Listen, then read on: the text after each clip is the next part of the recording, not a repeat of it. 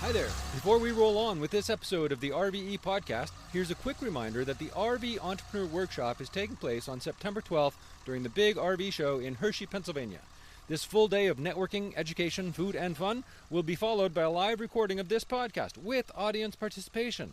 That evening, enjoy dinner, drinks, and live music at the popular RV Life after party. Space is filling up quickly, so get more info and tickets at therventrepreneur.com. Many thanks to our amazing partners making these events possible, including Jayco, Cool RV, Open Road Resorts, Lithionics Battery, Air Skirts, RV TV, Open Roads Fuel Card, Clear 2O, Work Camper News, and more. Visit therventrepreneur.com for complete details and sign up today before tickets are gone. And now, on with the show. So I think it's like focus on your product and your service. Try to generate cash as fast as you can, and then try to be humble on your reality. Welcome to the RV Entrepreneur Podcast, the weekly show for nomads, work campers, RVers, and entrepreneurs looking to earn a living or build a business while enjoying the RV lifestyle. This week's host is Rose Willard. Let's settle in and enjoy the RV Entrepreneur Podcast, brought to you by RV Life.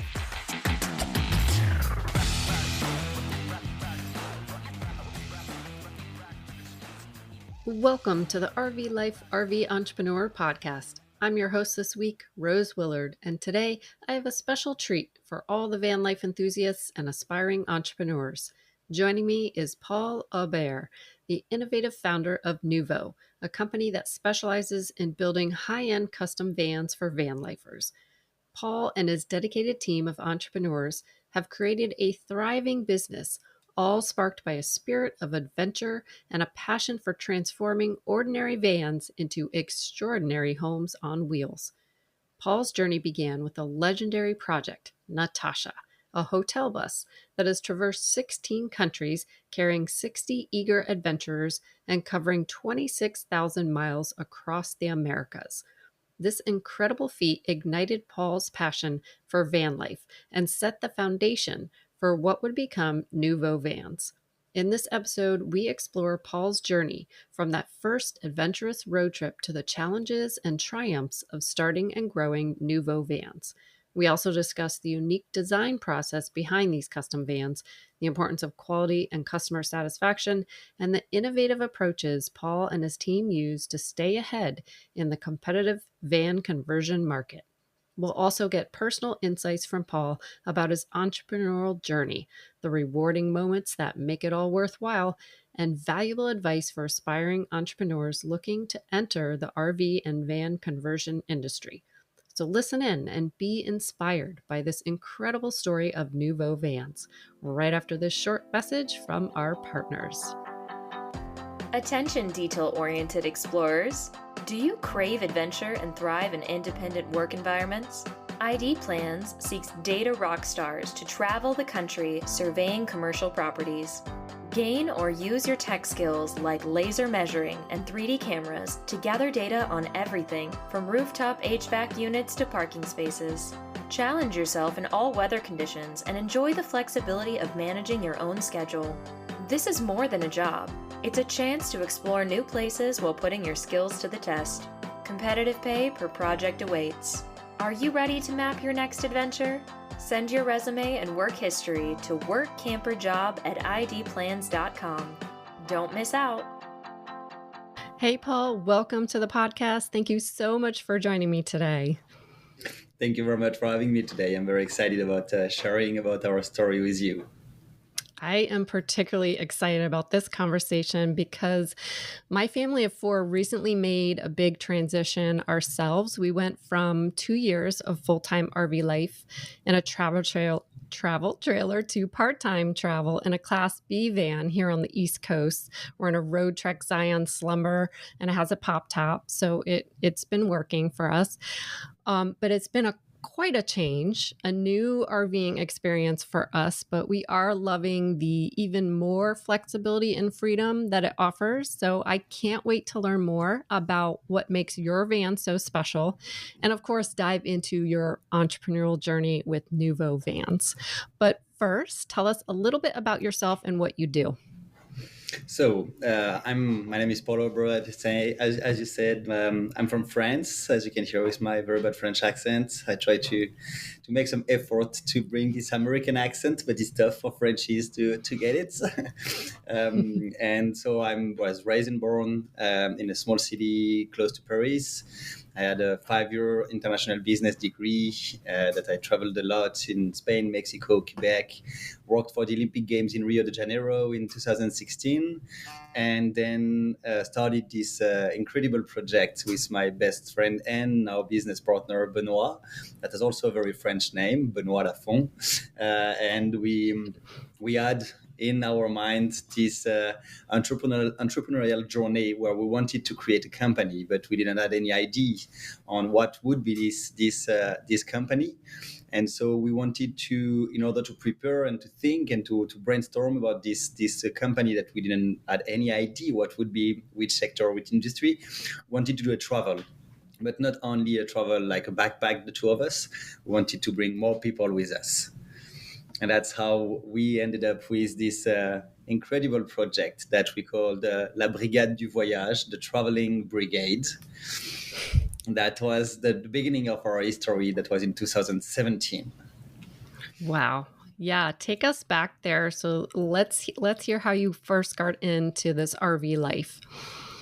So that was Benoit was in San Diego working for a creative agency in San Diego for 6 months. I just finished my 7 months working at the Olympic Games in Rio, and we wanted to do this travel. And so I joined him in San Diego, and we're thinking about how can we mix entrepreneurship and travel. And so we saw lots of school buses that we don't have in the US. So we saw in France, we don't have these school buses in France.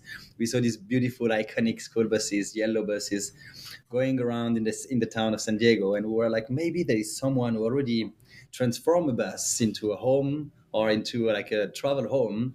And so we found different ideas, people that were very, very, very smart, architects, students doing an amazing project. And we decided to build a project that was created a hotel on wheels.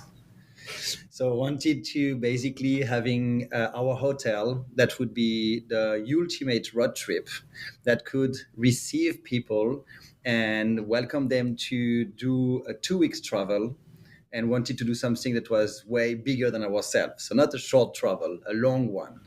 So we worked during 3 months and a half to do all our itinerary, and the idea was to cross 16 countries from San Diego to Buenos Aires in Argentina, 26,000 miles, going all the way on the Pan American, all the way on the south, so hitting the south to Ushuaia and Patagonia. And so in 2017, we landed in San Diego. We gathered some money during a year to make this project possible, and we landed in San Diego. Worked during 10 days. We had only 3 months for the tourist visa, so we had only 3 months to stay in the US, and we found the bus in Phoenix, Arizona, a company called AAA Bus, with our friend Tony. That was the best person to help us, guiding us to find the best vehicle, because we had no mechanical skills, even less cabinetry skills. So that was a bit like a big jump. I like to count this story that when my father dropped us at the airport, he told me, see you in 2 weeks. And I say, well, Dad, I'm going back in 15 months. I say, no, you don't know how to drive a bus. You don't know how to build a cabinet. And they're telling me that you're going to buy a bus, convert it, and then travel 16 countries. No, see you in 2 weeks. So we were excited about that. We found this bus. It was a 94 Ford, a beautiful 39 feet school bus. Tony was very helpful, telling us like that one, the good vehicle, because it was only mechanical, no electronic on it.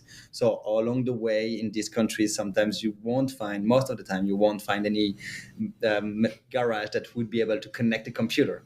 So we bought this bus, and the first feeling when we drove it from Phoenix to San Diego was kind of insane. I remember all my life, Ben was driving and I was on one of the seats because all the seats were still in the bus, looking at the sunsets and driving through California.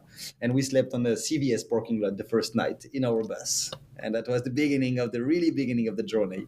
Then we found a very nice place of a friend where we built everything. Some friends come and joined us to build everything. We named our bus Natasha, and we had Natasha ready 2 months and 29 days after we arrived in the US, and we just crossed the border right on time. So that was the really beginning of the journey. And while we were preparing, we published on our Facebook and Instagram, in our social medias, that we were proposing travel for people who wanted to come. So the idea was you land in one airport, you live in another, and in the middle you trust the Frenchies. And so people were just coming, landing in the airports, in the lost, like sometimes it was in very small and crazy cities in Central and South America. And we had all the activities that people wanted to have. So canoe, paddle, bicycle, motorcycle, projectors, you name it. Wanted to have everything. And the idea is really to have bring back the people to the outdoor, but with all the comfort and the activities they like to have, but they can't have when you rent an RV on the other side of the world. You don't have all your gears. So we traveled for a year, crossing 16 countries, meeting thousands of people. One of the luck we had is that we were fluent in Spanish, so that helped a lot when you are traveling in these countries. Moreover, when you know that you have over these 16 countries, they all speak Spanish, different slang and different accents, but all the same. And so during 1 year, we received 60 customers for 2 weeks trips that came and joined us for different activities. We climbed volcano. We went on a 6,000 meters, which is 18,000 feet high mountain. We crossed the Darien Gap in between Panama and Colombia. I mean, I can spend a full hour talking about this project, but that was really the beginning, the genesis of our project. And so during 1 year, we thought about different businesses that we wanted to launch and wanted to create. And at the end of the year, we received about 500 demands of people who wanted to travel this way in the US. Wow. So we were thinking with Ben, well, maybe we have the company. Just bring back Natasha to his homeland and buy another one and start doing trip in the US, where you have some of the most beautiful national parks in the world. So after a year traveling in these beautiful countries, we bring back the bus to Jacksonville in Florida, and then starting a company, starting all the paperwork, because for French, to create a company, for foreigners to create a company in the US, you need to follow a path, which is not as complicated as if you're American and you want to do it in France, but still, it's a bit complicated to do it this way. So we created a company, got our visa, and starting to buy another one and starting to do some tours in 2 weeks trip tours in between Los Angeles, San Francisco, and Las Vegas. Okay. That was 2018 and 2019. And 2018 and 19. Yeah, that is an amazing story. What an adventure. Like, how many people were in the bus at once with you guys?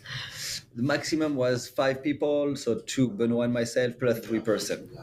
Okay. And how did that all go? Did we all get along? Did we butt heads? Did they enjoy? I mean, it sounds like they enjoyed it. Who wouldn't?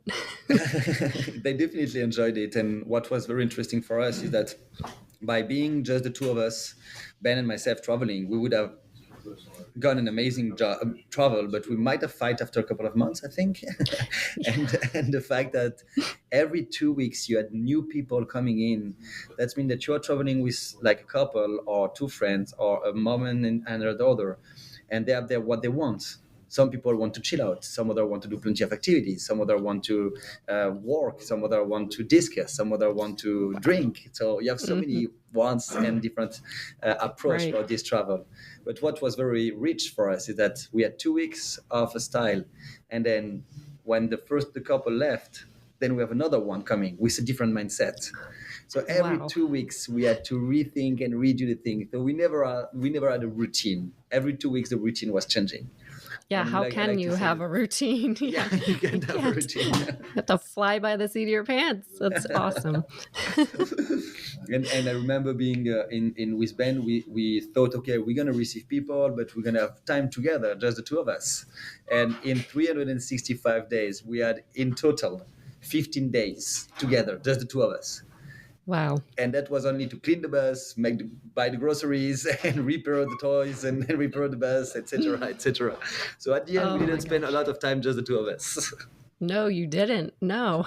So kind of what then sparked this initial idea for Noovo? Like you transitioned from taking these amazing adventures in Natasha, the hotel bus, to making these camper van conversions so that people could do this on their own. What was the decision behind that? And how did your co-founders decide to turn this idea into reality? I think that was the first entrepreneurial decision we had.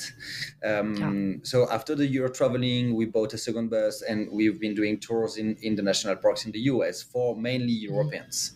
And then in 2020, I remember being in France, hearing about something called the COVID, and we were like, imagine they close the borders, imagine they shut down the national parks, and we're no, that's not possible. That's not even a possibility. And the more we were moving forward in the year, we were like, oh, it's getting dirty. This stuff is getting like very tough. Let's go to the US quickly because some borders are starting to be closed. And we arrived in the US with our third co-founder, Antoine, who is an engineer and a cabinet maker in Paris. And we were like, let's move quickly into the US. We don't know about what's going to happen. And we arrived 4 days before the travel ban, where the foreigners were not allowed, at least Europeans, were not allowed to come to the US. So now we are in the US. The borders are shut down. We have a full year booked in our buses. We purchased 6 short buses to do rentals and auto tours. And we're in Vegas, the 3 best friends, $20,000 in the account, 6 buses, 2 big buses, and a garage. What do we do? What the heck? Wow. So that brings to the first decision, then you need to pivot. And I think that was, we had to do it. We are very sad about it, but I think it was a good lesson as an entrepreneur to understand that mainly the life of an entrepreneur is to pivot all his life. Sometimes it's a little pivot, sometimes it's a little move, but you always need to iterate and change about your business. That's right. But our main goal was to bring the people to the outdoor. So either it's with us, or either we give a tool for them to go to the outdoor. That was the same mission for us. We love outdoors. I like to say we live in Vegas, but in 4 years in Vegas, we went to one club, and that because our girlfriend really begged to go to the club because we are not club person. We are outdoor people. We love that, and we know that it's so important, and it can help so much. Being on the outdoor, being more over in the US, Yosemite, Yellowstone, Zion, Bryce, you name it. There's so many beautiful outdoors. Yeah. So we had this mission in mind. Okay, let's bring the people to the outdoor. How can we still bring the people to the outdoor without being a travel agency? And so we had these 6 short buses, the 20 feet long, 2002, 2004, that we purchased for $4,000 or $5,000, and we had $20,000 in the account. So we went to Home Depot, spent all our money, get all the needs that we had to build our little bus. And we built it in our garage in Las Vegas in May, June, in 2 months. I was the plumber, Ben was the electrician, Antoine was doing all the rest, mainly everything. And we had a lot of leaks in terms of plumbing and a lot of electrical problems with electricity because we are not professional. And we built the first one. We called it Léon in French. We wanted to have this French accent and the French marketing. And we didn't have any website for that. So we just tried to sell it in the Facebook marketplace. And we received, I think, 700 demands for the first bus on Facebook marketplace. Wow. Yeah. Well, that was a good time to do that on Facebook, a little different times now, but yeah. People wanted to go out, and they saw these light, cute school buses that we painted in nice colors with a beautiful inside, with the European design that we know well, that people in the US love. And so we are disadvantaged to know that properly and know how to do it. And so we sold it for about $70,000 when we invested $25,000 on it. And as we were foreigners and with no money, there is no bank that will borrow you a penny. So we had to bootstrap and reinvest what we had. So with the money we made, we built the second one again from the garage. And during 2020, we built about 6 buses like that. And we had a good traction. So we said, okay, we don't know how the COVID is going to evolve. let's put our travel agency on the side. We keep the buses for sure. Natasha was in our garden, and we were sleeping in the bus sometimes just to have fun. But let's focus on the manufacturing or the bus conversion company. So we hired our first employee in 2021, rent our first warehouse, 6,000 square feet warehouse. And I remember when we arrived there, we said, "Oh, it's huge. We're going to put a soccer field at the back and a tennis court." And after 2 weeks, it was packed. Yeah. Wow, man. That's awesome. You're an entrepreneur, like just through and through with all this. And you weren't always an entrepreneur, right? You were working in business and, but where did that come from? And then what does being an entrepreneur mean to you? Well, I think first of all, my father was an entrepreneur. My grandfather was too. So I was born and raised in this entrepreneurship mindset. There is one story I like to count when people ask me this question, is that when I was maybe 13 or 14 years old, I was in Corsica, in a little island south of France, and I saw a present. I wanted to have a present for my cousin. It was 10 euros. And I asked my father, "Can you give me 10 euros? I would like to buy that for my cousin." And he gave me $5. I say, "Well, Dad, it's 10 euros. He said, "Well, negotiate." Say, nobody negotiates in the shop, in the store. You can negotiate in a market, but not in the shop. And he said, "Negotiate." And he left. So I went into the store, 13 or 14 years old. "Hey, madam, sorry, I really want to buy that for my cousin, but I have only 5 euros. And she sold it for 5 euros. I came back so proud of me. Daddy, I got it for 5 euros. So I think that is also education that I had all my life. My father sent me when I was 16 years old, a lot of business plan. So I learned quickly what was the ROI means, all these things, and that was interesting about how people were solving problems. And sometimes it's like not a crazy problems like Elon Musk changing the automotive industry. Sometimes it's little problems. Right. And little by little, we organizing parties or travel with friends, and then we little by little with Benoit, always being a little entrepreneurs on our side. We were 16 to 20 years old, and we understood that doing stuff what we loved. More than everything is doing our things and not something that someone will tell me do that.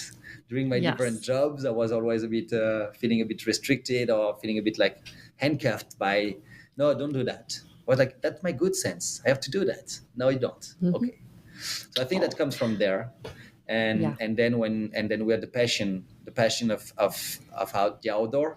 So when you're passionate about something, I mean, we all heard so many people, very successful entrepreneurs, saying like, if you're not passionate, don't even try to be an entrepreneur. It's way too hard.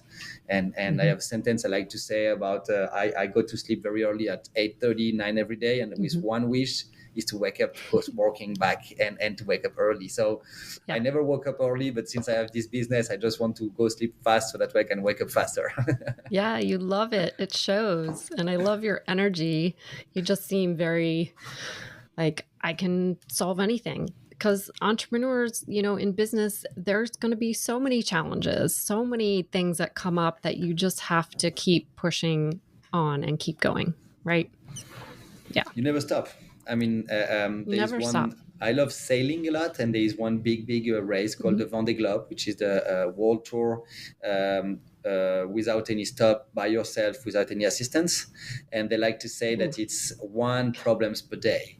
So you're not anymore a sailor, you're a problem solver. You're a mechanic guy. You are like a cabinet maker sometimes. And when you are an entrepreneur, at the beginning, you think that what the business is like building buses or building vans, that's going to be your business. I don't touch any more vans. I don't touch vans since 2.5 years anymore. I'm here to solve the problems of the companies. And when I say problems, I don't mean it like the bad way. I mean, solving problematics, if we can say, more than problems. Right. Okay. How can we raise the brand? How can we hire more? How can we produce more? Right. And that's all the things. It's like putting your good sense. Don't let the summer heat dampen your RV adventures. Discover Cool RV's innovative solution for underperforming RV air conditioners. A quick fix at just $84.95 with no shipping cost. Experience a cooler, more comfortable RV with coolrv.com. That's cool with a K, RV.com. Podcast listeners can save 5% with code RVLife. Yeah. So speaking of some challenges, can you walk us through some of the early challenges you faced when starting Noovo? Anything specific and like how you overcame them? Our very bad English level, maybe that was an issue. can see that having a little bit of a barrier. Yes. No, But you pushed on. I think the first challenge was to create a company in the US. Understand what were the good way to create a company in a foreign country. We have a lot of advisors in France, a lot of contact in France, but they were like useless in the US. So that I think that was also in our subconscious something we wanted to do with Ben, while that create a company where nobody can help us. We're going to be the only one that's going to solve these issues. So I think we had that in our mind. Okay, even if we didn't thought about it, we wanted to create something by ourselves. And so I think first it was like create a company in a foreign country. Then the second one was to, as we didn't have this, we learned about the credit score and the credit history in this country. Yes. When you're a foreigner, you have to build it. So you have to spend money. But when you start a company, you don't have money. So you need to take credits, but you don't have money to pay the credits. So that was this little stuff that we tried our best, and we understood that, okay, that was the best way to grow our business, were not to ask the bank, but to generate cash flow and to be profitable. So we had no other possibilities than being profitable, which is a good challenge, because then you need to be creative. You need to be creative about not spending money in marketing, being creative to do organic growth and organic sales. And so that was a good way for us it was a challenge, but it was a good way for us to bootstrap. And we've been bootstrapping since the beginning of this company, which is sometimes like very complicated. I've been spending nightmares, stress, and I'm sure lots of people knows what I'm talking about. But we had no safety net. When we had $35 on the account, we had $35 on the account for a week. Well, you cannot go below. The bank won't let you go below. So you just stop. You eat pasta and you wait for a week, hoping you're going to sell a van. And we sold it, and then the show must go on. So the second challenge was that, and then the third challenge is what we're facing now, is going from a startup to go to a company. When you are a startup, you are doing everything.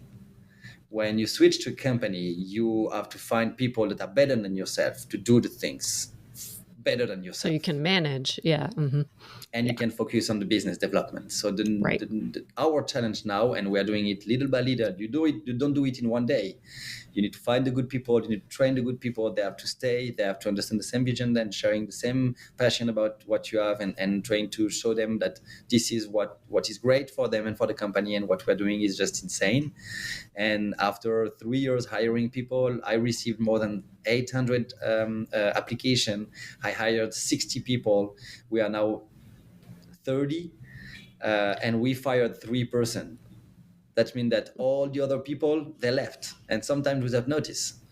So we have to find that in a cultural way. In France, you don't leave your job like that, otherwise you're gonna have troubles. I have people that just left on a Monday afternoon and never came back. Not even a text. Wow. And sometimes after a year working with us, not even like a thanks for the opportunity. So that was tough at the beginning. Yeah. So I think that's part of the challenge, is how I understood that the most important value I was looking in my employees when I'm trying to hire some is not anymore like the competencies, not the hard skills. They can learn that. It's the loyalty. And I tell them all the time when they start here, I say, if you want to leave, I have no hard feeling. It's your life. I will never judge that. Give me time. Give me 2 weeks, I can replace you. And some people have done it, 3 over the 30 that left, so not a lot. And so that's one challenge, cultural way. So that's how the 3 main challenges we've been facing. Now, all normal, but we experienced that with our business, and the, nurturing those.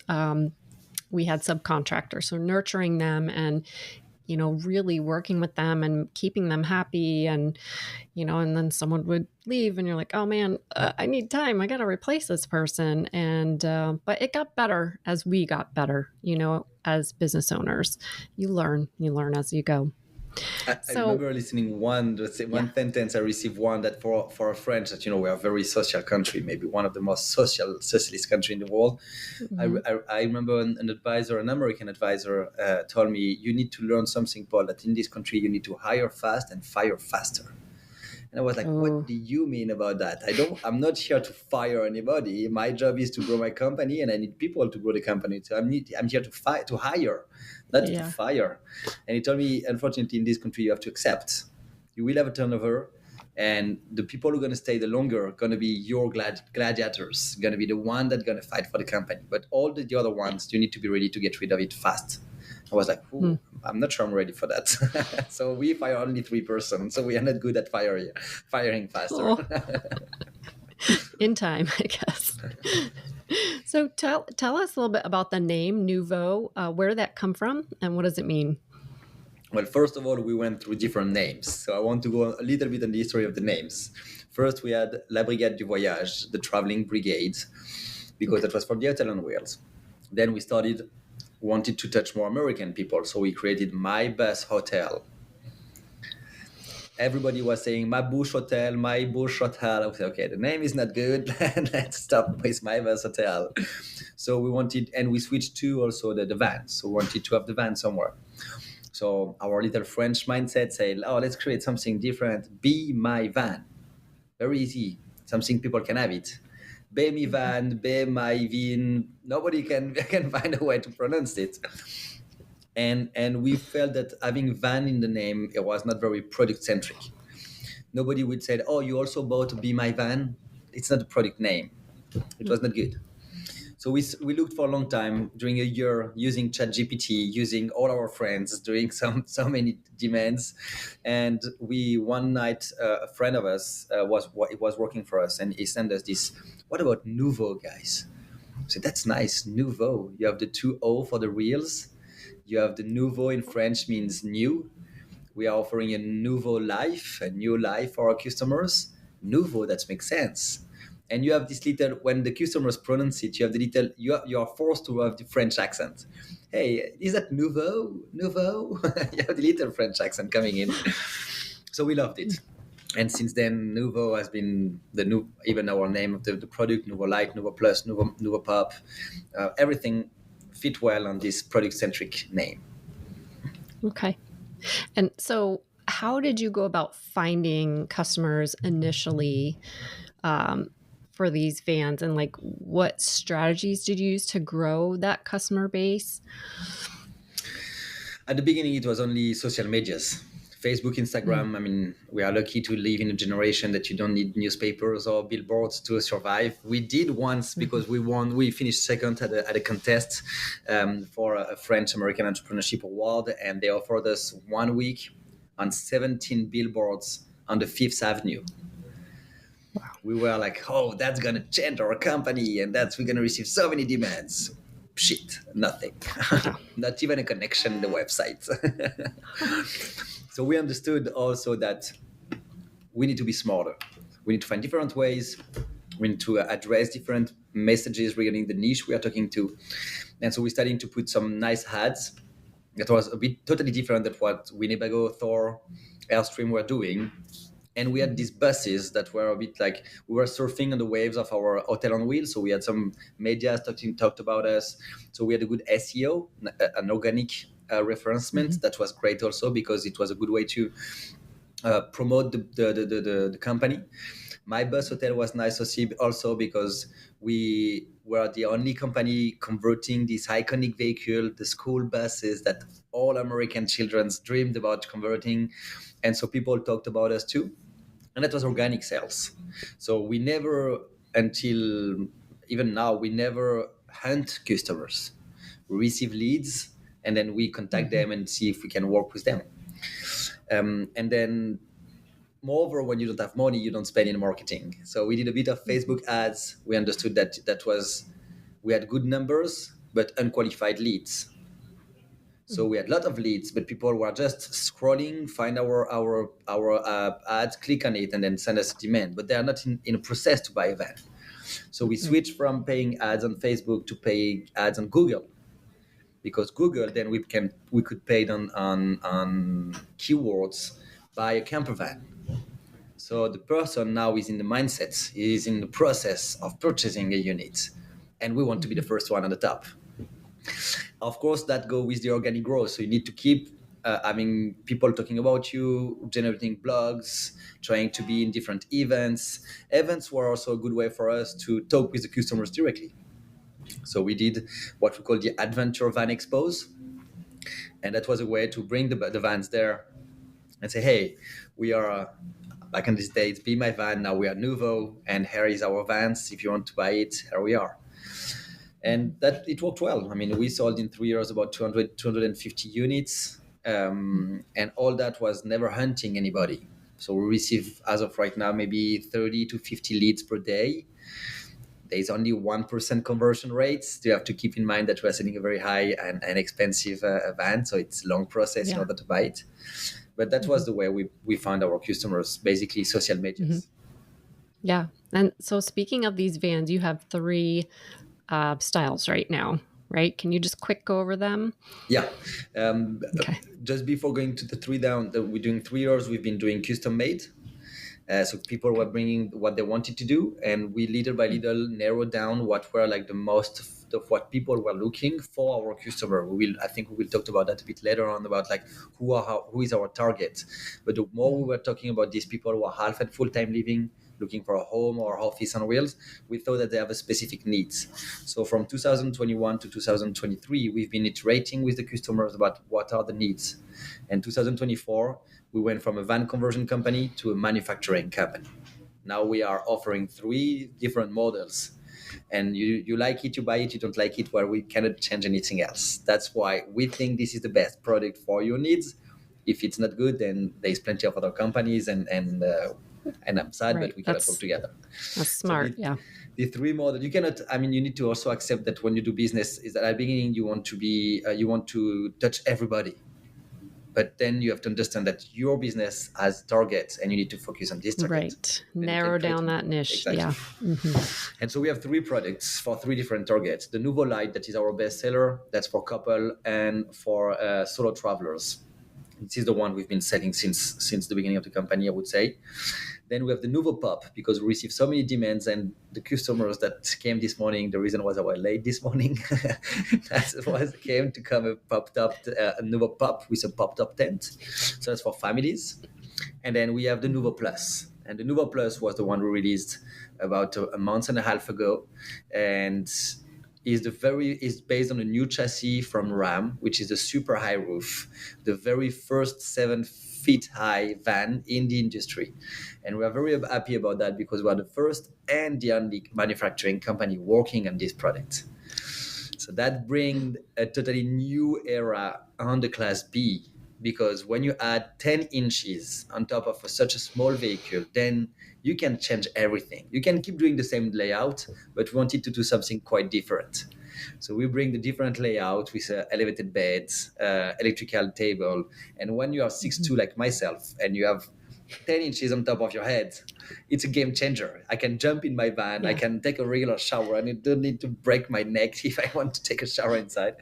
And so these 3 models, they talk to 3 different targets. But what is interesting is that this target, our youngest customer is 18 years old, our oldest is 82 years old. And so we have a very, very large range of customers, but they're all looking for 3 of our main advantages. And I would say what makes us different from the industry is the comfort. We are not a recreational vehicle. We are home on wheels. Okay. We are long-term. So long-term travelers that are not looking for the same comfort. We are technologic. So we want the customers to feel at home in terms of battery, in terms of heating system, water heater, induction cooking top, all the things that you have at home. We want you to use it normally. We don't want propane. We don't want you to start the generator at 10 p.m. because you don't have batteries and you cannot watch a movie on your laptop. We want really you to live normally. So comfort, technology, and then nowadays something important is the connectivity. So that we have Starlink, of course, but connectivity nowadays, it's a key, because more for our target, people are working remotely from our vans. I have owner of a VC, a cryptocurrency, project manager, sales reps, travel nurses, you name it, but they need to be connected. And in order to be connected, that's great to have Starlink, but if you don't have the batteries to run your Starlink, doesn't make sense. No. So it's the they suck up a lot of power. Yeah, a lot of power. So people don't realize how much. Yeah, but you do. Yeah, that's awesome.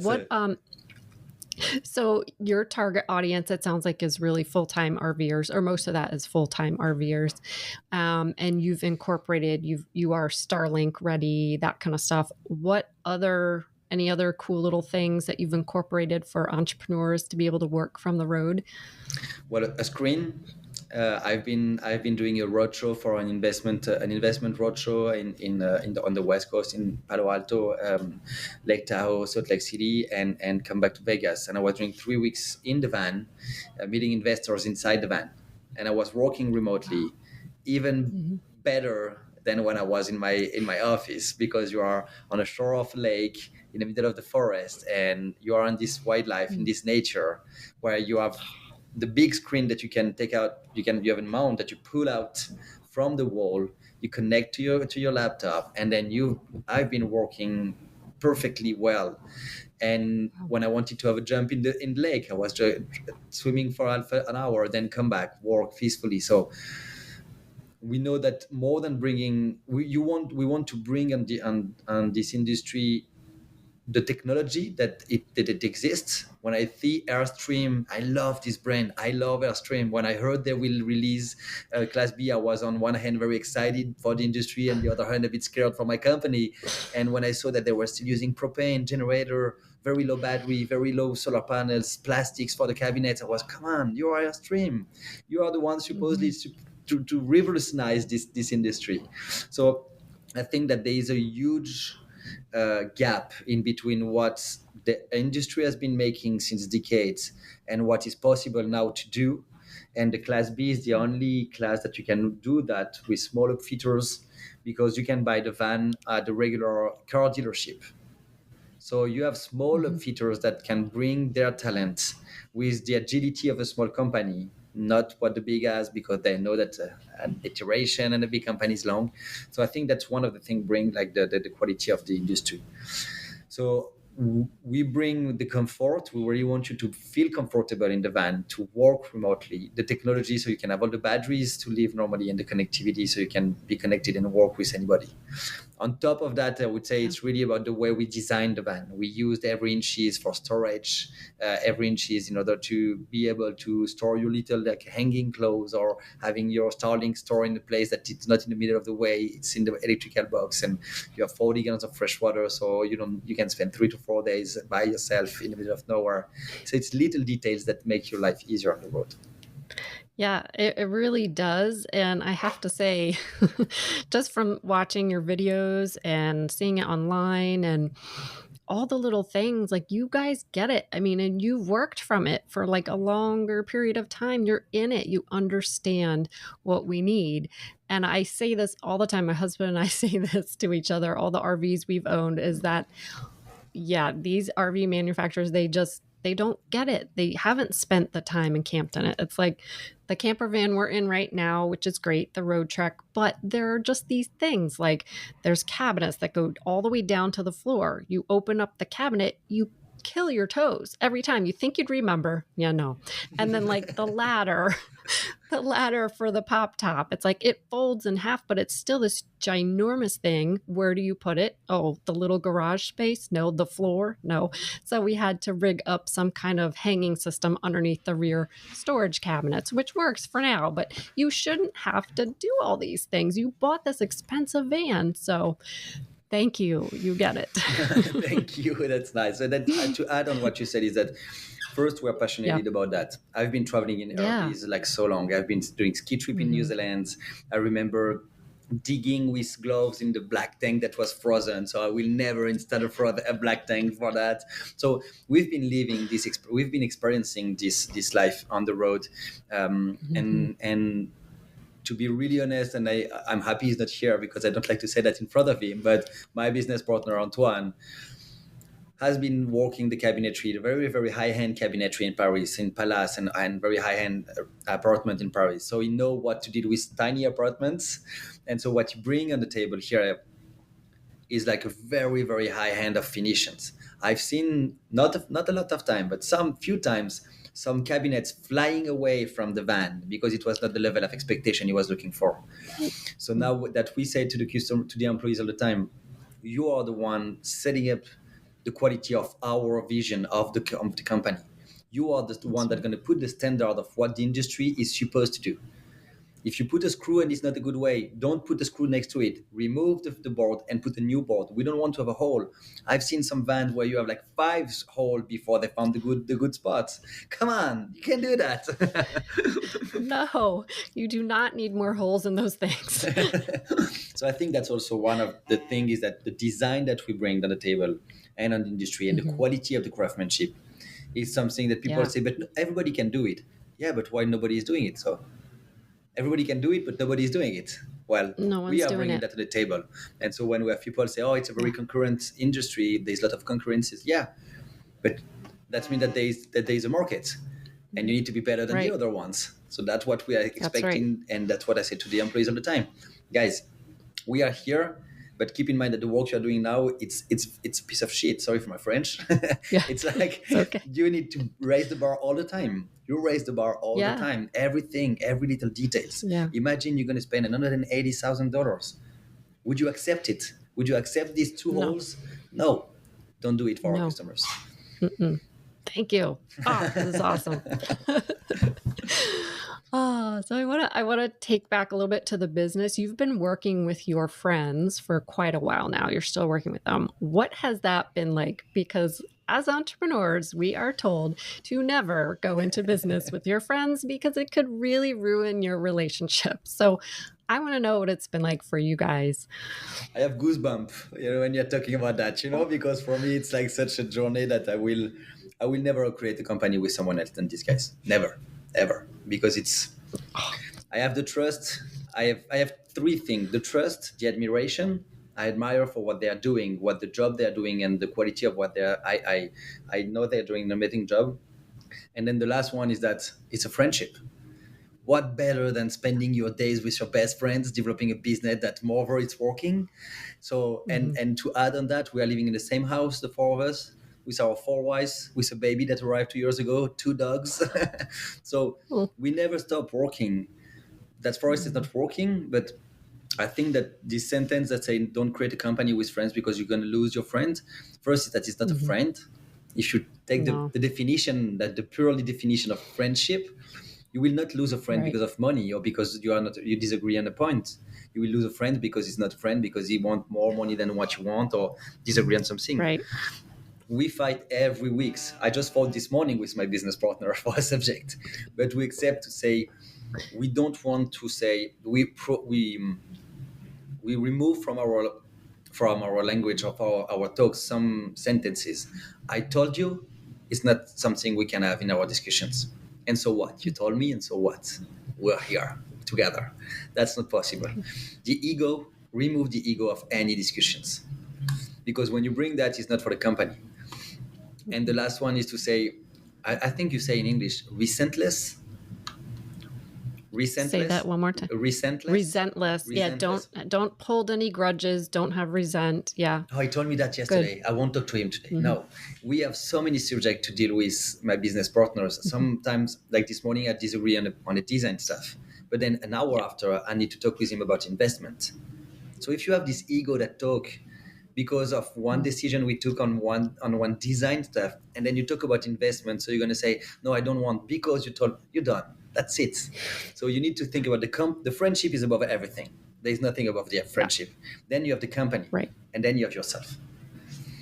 So when you trust, when you admire, and when you share the same passion, then it's the dream. There's nothing else that you can dream of when you're an entrepreneur. You're dealing with intelligent people that they will never do something bad for you, and you're going to grow with them. What's more? I love it. Such great advice too. So you are growing. You're not just a startup anymore. What are your steps for growth coming up in the next 6 to 12 months? Well, we accomplished a lot in 2024. That was a big gap for us. As I told you, we went from a conversion company to a manufacturing company. So that was the first thing. We released 2 models.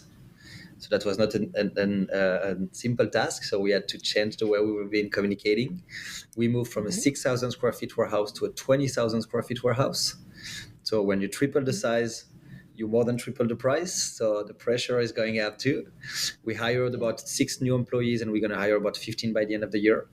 So the next step is going to be, we're going to release the new website. That's going to be a game changer, because we want also to disrupt the way people are purchasing and the experience online with the RV. If you go on any of our concurrents, there are old way of purchasing or old way of looking at your vans. We want to bring the new way, and a bit as Tesla and Rivian are doing in the automotive industry. So the new website is coming. Industrialization of the process is coming too. So when you go from a 26,000 to a 20,000, then you triple the number of steps. You need to be intelligent enough to be sure that each step is the same time. So when one van finishes step 3, go to step 4, then the step 2, go to step 3, etc. If you have a delay, or if a step is longer than the other, then everything doesn't work. So hiring, industrialization, and then keep pushing on the brand. We know that the brand is something very important we want to promote. We are not only a in manufacturing class B company. We are a brand that people are proud to be part of, and we are promoting way more than what we are just not selling you a van. When you buy a van from us, then we can rent your van and give you profit on your van. So when you're not using it, you can be an ambassador for us. I have an event this weekend in Colorado. I have 2 customers going there to represent the company. I'm not going there as the second time. So I'm so happy and so proud about these guys that are doing an amazing job at the events. So the brand awareness is going to be a big game. And we are raising funds. Yeah. That's the last step. Attention detail-oriented explorers. Do you crave adventure and thrive in independent work environments? ID Plans seeks data rock stars to travel the country surveying commercial properties. Gain or use your tech skills like laser measuring and 3D cameras to gather data on everything from rooftop HVAC units to parking spaces. Challenge yourself in all weather conditions and enjoy the flexibility of managing your own schedule. This is more than a job. It's a chance to explore new places while putting your skills to the test. Competitive pay per project awaits. Are you ready to map your next adventure? Send your resume and work history to workcamperjob@idplans.com. Don't miss out. That is awesome. And what will be your mantra or your method for keeping your company true to those values as it scales and grows? I think it's related to what I told you about loyalty with our employees. When I have employees now, and we have, as I told you, amazing people working with us since the beginning of the journey, since 3 years and a half. They've been hired in March 2021. That was the really beginning. If there's an employee coming inside our house and he's not doing the job properly because he's like either a lack of competency, which we can teach you, that's not a problem, or just a lack of motivation, we are not the one looking at him anymore. The guys are doing that for us. And so now the employees are now they are the one looking for the quality of the company. So the more we grow, the more we're going to hire, the more we're going to need to have quality controlled, because the more we grow, the more mistakes can happen, human mistakes. So that's the first step. Then the second one is to incorporate our customers to the business. While they can tell us about what are the good points they like, what are the research they've made, what can we increase in terms of quality in the van, what we have to change. So listen all the time about that. And then in business side is to be well advised. So we have mentors and advisors. We are 32 and 33 years old. It's our first and a half company. We make a lot of mistakes. We make a ton of mistakes. And I love this country because mistakes is rewarded. Where in France, it's like, oh, you are bad. Right. You made a mistake. That's bad. Yeah. So that's also, and our mindset is a good shift. But so we have very, very good advisors that help us in different areas. So I would say hiring well, that's important. And then quality control at any steps and any part of the company, marketing, sales, and production, and then be well advised. That's awesome.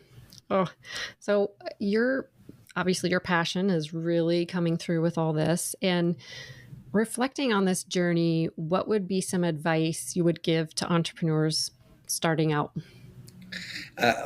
I receive lots of question, a lot of time this question. And there's one answer that I like, that's come from Bernard Arnault, which is one of the richest guy in the world, the French who own LVMH, and he say, first of all, don't listen to advice.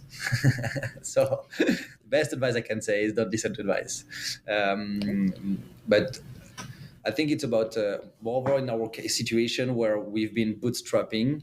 It's when if you raise money or if you develop a company by yourself, try to think about what is the most important for the company. What not the most important for you? What is the most important for the company? And when you are a growing company, cash is key. You need to generate cash no matter what, even if it's a bit on the side of your main core business. You need cash to fund that. I have so many friends who developed companies that were well funded with VCs, and they died because they didn't know what was the value of $1 or €1.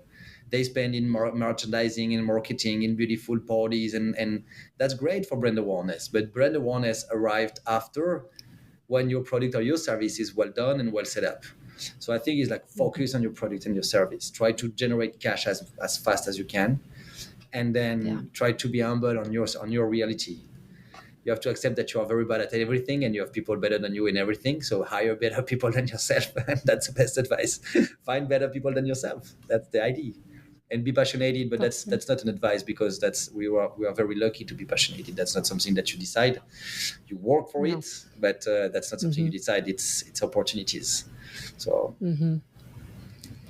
do you, just a off topic here, do you ever miss going on adventures with people in that hotel bus? Oh my God, yes.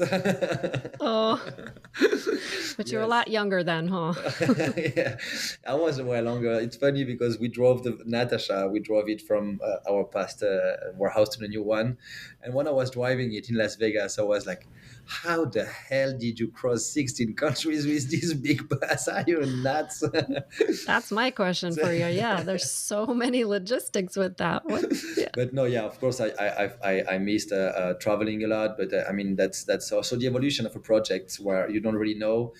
I like this image about being in a big wave, and you're just, the wave is pushing you wherever she wants and not where you want. So of course, you're leading your board around this wave, but this wave is pushing you. And so now my biggest, what I'm most proud of is going inside this huge warehouse, which I'm still not very comfortable seeing this huge space in front of me and seeing all this orchestra in front of us with thousands of employees, knowing what they are doing it well, having customers like this morning, having a smile until the ears during like the 2 hours of the presentation of the van, sending me pictures. I have this couple, Linda and Ken, like 82 years old, told us, we want to buy a van to see our friends all around the country, and they send us pictures of them like chilling and on the shore of a lake. I mean, that's why we are doing that. So we are not traveling anymore, but we are respecting our mission, bring back the people to the outdoor.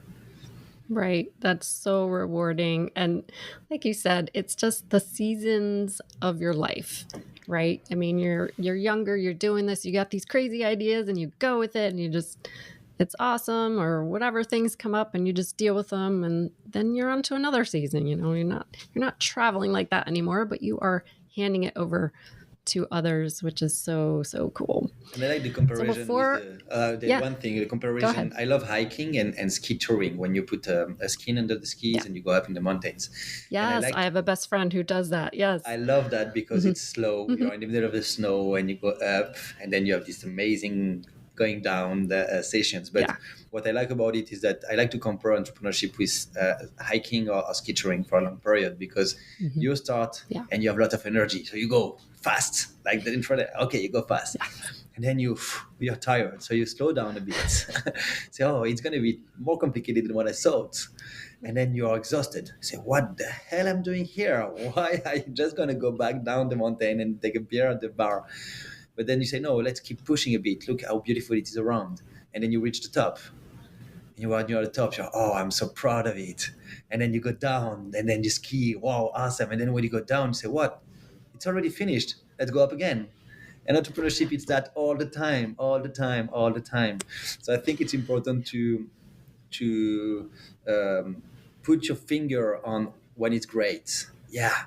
And we'd like to do a high five with the friends. We did it. We had 2 good news last week. And guys, Right. That's a moment we need to talk about, like just a minute. Let's have a drink and okay, that's nice. Yeah. And then we go back into the toughest part, like going up in the mountain. Yeah. Celebrate those wins, but keep moving forward, like you said. So before we wrap up, what are some of the maybe visions or goals you have for the future for Noovo? Like, how do you see this company evolving, or where would you like to see it go in the next few years? Well, I think there is two things. First, of course, that's the easy response going to be the electrical vans. We want to have totally ecological units, and we're going to work on it. But the vans itself are not ready to have good range, a range long enough in order for the customers to travel a lot. But we are starting to work on it. We already have the first electrical vans from Ram in the yard, and we are going to design it and prototype it. But it's going to take time. So electrical vans, fully zero emission vans, and you are working with solar panels, and you're living in the middle of nowhere, and then you can even have recycled waters, and so then you get totally off the grid, and that's the future, having a vehicle that is self-sufficient and you can go anywhere and work, live, and play all around. So that's the future in terms of vehicle we're going to offer. But then in terms of mindset of the mission of what we have, I think mobility is going to be something people are going to hit way more. There is one sentence, and I'm sure Americans going to understand that better than myself, that when you were younger, your parents say you have to work at school or otherwise you're going to live down by the river. That was a threat for your parents. And now it's a life goal. Mom, I succeed. I'm living down by the river. I'm happy now. So I said this sentence most of the podcast, because this is, you can see the mindset changes around like mobility.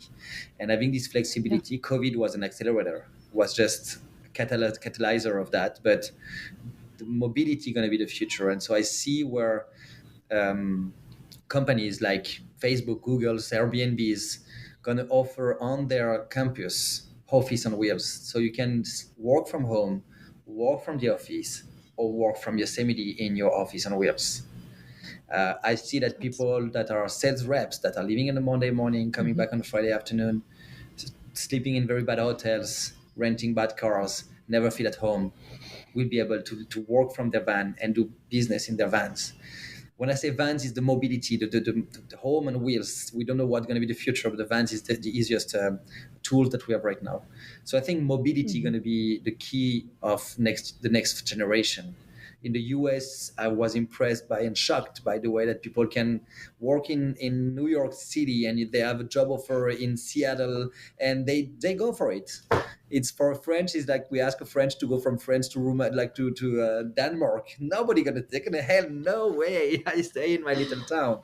So you already have this mobility, but not about the flexibility. And that's what I think we will offer tomorrow, is to offer an alternative of housing that is for everybody to live from anywhere without any compromises. That's great. It's a great concept. And yeah, it just seems like that natural progression. That's awesome. So, gosh, I guess we've discussed it pretty much everything. Is there anything else you would like to add? I mean, your story is epic, and I admire your entrepreneurial spirit and what you're bringing to the RV world. You have a clear love for this, and it really, really shows. Well, I want to invite you and try our van. I love road trek, but once you're going to try our van, you're going to ask to change right away. I know. We actually would really love to try your pop van, because for families, I guess that is, I mean, the new one, the Plus might work as well, but actually it might work. Both, because you've got the bed that goes up and down. Yeah, both will work. But anyways, we would love to come out and see you guys and try it all out and see how the family thing goes. No, we love to, awesome. But no, the last, I can say one last thing is that to all the people who are going to listen to the podcast, you're more than welcome to come in Las Vegas. Everybody has a good reason to come in Vegas a weekend or another. Come in our warehouse, just knock on the door. We are more than open to show you the warehouse. We're very proud of what we're doing here. And so if you have any questions regarding embracing this life, I can just tell you, go for it. Yeah, great advice. So what's the best way for us to find you online and see your vans in person or contact you? First is the website, noovolife.com. So Noovo life.com. Then we have plenty of events. So we're going to be in Boise this weekend. Then we're going to be in Evergreen and in Clo. We're going to be in different events, and then to come in Las Vegas, that's a good way. We do also have some. If you want to meet us, I mean, I'm not the person important in this story. It's the van that is important.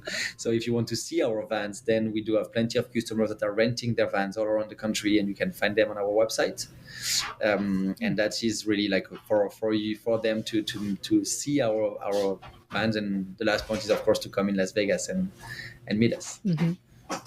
Now, for those on the East Coast, is there any way to see them? Is there anyone out on the East Coast that has them that are renting? Do you know? So renting, I have to check. I think, yes, we have a couple on the Northeast, Southeast, close to Florida. We do have customers that just accepted yesterday to show and tell me that she's open to show the van to people who want to look at it. So in Florida, for our listeners in Florida, you have someone that you can check out. She's going to be, I think, overwhelmed by demand in a couple of days. But if you want to, just send us an email and we find someone that can come and see you. And something also, if you're in a pass and you are ready to purchase, we do discount the price of your flight ticket coming to Vegas. So you can also come to Vegas, check out our vans. If it doesn't work, well, you have a nice weekend in Vegas. And if it works, we discount the price of the flight ticket. Mm-hmm. Love it. Love it. So I will be sure to include all of these in the show notes. Paul, I want to thank you so much for your time and your energy. I wish you all the best with Noovo, and I look forward to watching you guys grow. Thank you so much for the time today, and I really appreciate it. And one more time, you are more than welcome to come here in Vegas. Oh, we just will. I think so. I absolutely love talking with Paul about his amazing entrepreneurial journey and the incredible work he's doing in the van conversion world with Noovo. He has so much passion for what he does, and it really shines through. And there were so many good takeaways from our conversation, including the importance of resilience and creativity in overcoming obstacles, focusing on financial stability and sustainable growth to help lay a solid foundation for success, the importance of team building and strategic planning when scaling operations, and how nurturing customer loyalty and word-of-mouth referrals can be more effective than traditional marketing strategies. I hope you found this conversation as inspiring and informative as I did, especially as someone who has recently embraced the van life experience. And I commend Paul's dedication to quality, innovation, and customer satisfaction. It's a testament to what it takes to succeed as an entrepreneur.